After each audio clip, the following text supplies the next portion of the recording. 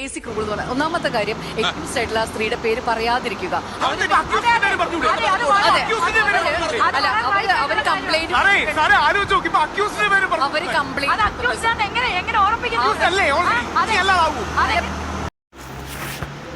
ഈ ശ്രീകണ്ഠൻ നായർ സാറിനെ ഒരുപാട് ബഹുമാനിക്കുകയും സ്നേഹിക്കുകയും ചെയ്യുന്നവരാണ് മിക്കവരും, അല്ലേ? അപ്പോൾ വേണ്ടായിരുന്നു സാർ. ദീപക് മരണപ്പെട്ടിട്ട് അത്രയൊന്നും ആയില്ല.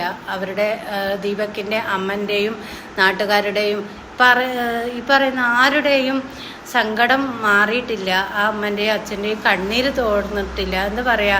അവരുടെ ഒരു അത്താണിയാണ് പോയത്.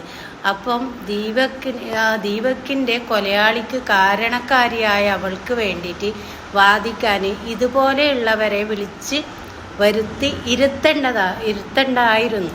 എനിക്ക് പറയാനുള്ളത് ഞാൻ പറഞ്ഞു. സങ്കടമുണ്ട് ഇത് കാണുമ്പോൾ.